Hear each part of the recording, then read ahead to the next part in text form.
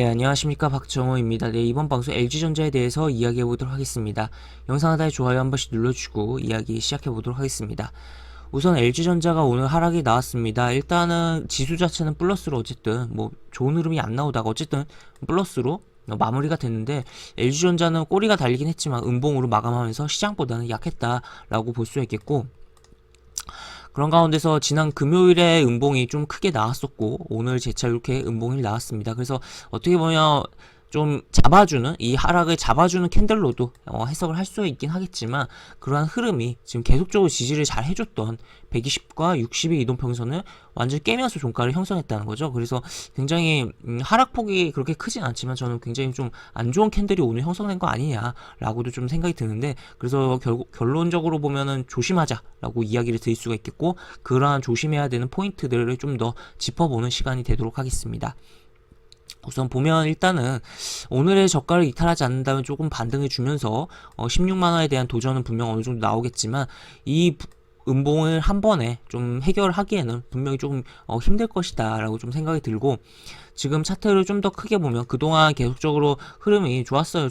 좋았던 가운데서 지금 뭐 여기서는 어떻게 보면 하나 둘 이렇게 하락이 나왔다가 주가가 14만원을 기준에서 좀 상승이 나왔었는데, 재차 그리고 15만원 라인을 좀 기점으로 해서 계속적으로 지지를 해주고 이렇게 가려고 하는 좀 흐름이 나왔었는데, 지금 어떻게 보면 여기서 갔던지 아니면은 여기서 좀 갔어야 좀 좋은 그림으로 좀 형성이 됐을 텐데 오히려 무너졌다는 거죠. 그래서 갈만한 자리에서 좀 무너지면 오히려 흐름이 굉장히 안 좋아지는 부분도 있고, 또 지금 120과 60 이동평선 지금 거의 수직으로, 수평으로 이렇게 누워버리는 흐름이 어가지고 어떻게 보면 굉장히 하단의 그런 매수세가 이제 굉장히 약해진 부분으로서 진행이 되는 부분이다라고 볼 수 있겠습니다. 왜냐하면 이제 61이던 120 이동평균선이던 이 이동평균선이라는 것은 결국에는 해당 기간 동안의 종가를 이제 평균해서 수치화해서 선으로 그은 건데, 이러한 부분이 깨졌다는 것은 어떻게 보면 이러한 기간 동안의 단가보다 주가가 내려와 있다라고도 볼 수 있겠거든요. 그렇기 때문에 굉장히 저항으로 작용을 할 수 있는 부분이겠다라고 해석을 해볼 수가 있는 거죠. 그래서 그러한 부분이다라고 볼 수 있겠고, 추가로 최근에 수급이 나쁘진 않았어요. 나쁘진 않았는데, 이런 식으로 나쁘진 않았는데 최근 외국인 주도로 또 지난 금요일엔 기관도 매도를 대량으로, 연기금에서 대량으로 매도를 하면서 지금 수급이 꼬여 들어가고 있다라는 것을 생각을 해볼 수가 있겠고, 지금 어떻게 보면 이렇게 여기까지만 보면 괜찮은 부분이었는데 지금 이렇게 빠져나가는 상황이 발생하면서 어떻게 보면 지금 이러한 수급이 이탈의 초입이 아닌가라고도 좀 의심이 되는 상황도 연출되고 있다라고도 볼 수 있겠습니다. 그래서 이렇게 볼 수 있겠는데, 더더욱 보시면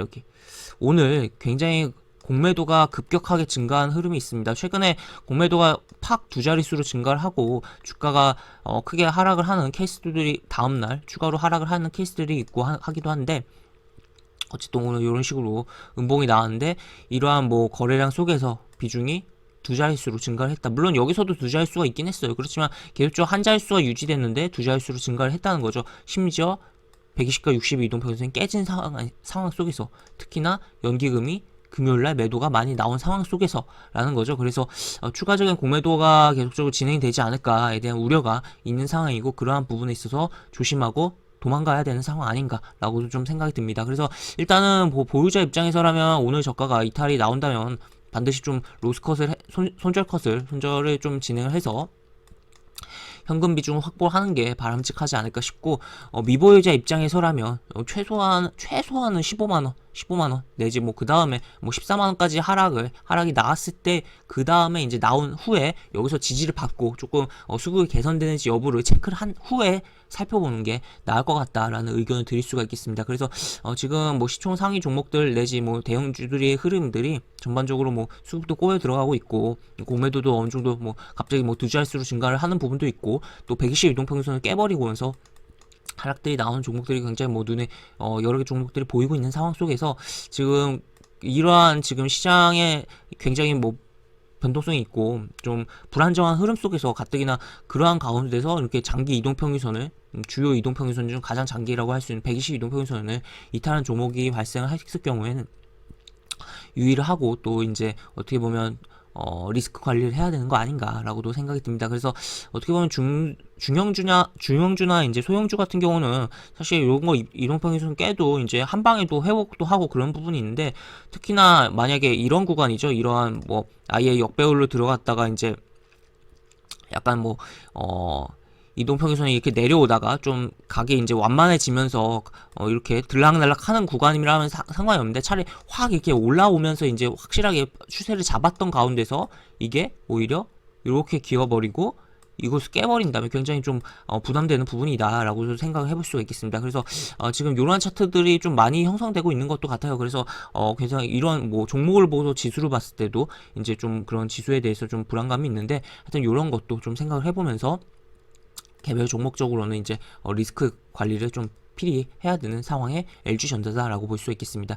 이렇게 볼 수가 있겠고, 영상 하단에 보시면 설명과 댓글 부분에 동일한 링크가 들어갑니다. 이 링크 타고 들어오시면 제가 운영하는 무료 카톡방에 입장하실 수 있고, 입장하시면 여러가지 장중 시황 관련 코멘트, 속보 관련된 부분, 그리고 장중에 질문 주시면 답변해 드릴 수 있는 선에서는 답변 드리는 부분이 있으니까 입장하셔서 이 부분도 참고해 보시면 많은 도움이 되지 않을까 싶습니다.